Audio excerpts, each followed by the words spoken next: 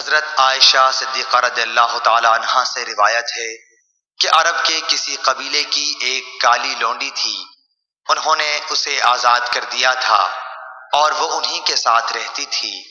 اس نے بیان کیا کہ ایک دفعہ ان کی ایک لڑکی جو دلہن تھی نہانے کو نکلی، اس کا کمر بند سرخ تسموں کا تھا، اس نے وہ کمر بند اتار کر رکھ دیا یا اس کے بدن سے گر گیا، پھر اس طرف سے ایک چیل گزری جہاں کمر بند پڑا تھا، چیل اسی سرخ رنگ کی وجہ سے گوشت سمجھ کر جھپٹ لے گئی۔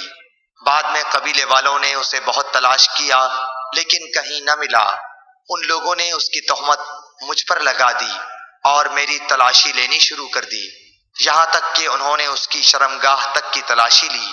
اس نے بیان کیا کہ اللہ کی قسم میں ان کے ساتھ اسی حالت میں کھڑی تھی کہ وہی چیل آئی اور اس نے ان کا وہ کمر بند گرا دیا، وہ ان کے سامنے ہی گرا۔ میں نے اسے دیکھ کر کہا، یہی تو تھا جس کی تم مجھ پر تہمت لگاتے تھے، تم لوگوں نے مجھ پر اس کا الزام لگایا تھا حالانکہ میں اس سے پاک تھی، یہی تو ہے وہ کمر بند۔ اس لونڈی نے کہا کہ اس کے بعد میں رسول اللہ صلی اللہ علیہ وسلم کی خدمت میں حاضر ہوئی اور اسلام لائی۔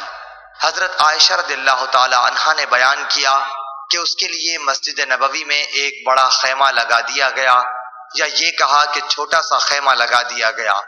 حضرت عائشہ رضی اللہ تعالی عنہا نے بیان کیا کہ وہ لونڈی میرے پاس آتی اور مجھ سے باتیں کیا کرتی تھی، جب بھی وہ میرے پاس آتی تو یہ ضرور کہتی کہ کمر بند کا دن ہمارے رب کی عجیب نشانیوں میں سے ہے، اسی نے مجھے کفر کے ملک سے نجات دی۔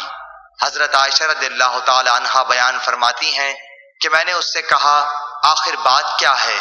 جب بھی تم میرے پاس بیٹھتی ہو تو یہ بات ضرور کہتی ہو۔ آپ نے بیان کیا کہ پھر اس نے مجھے یہ قصہ سنایا۔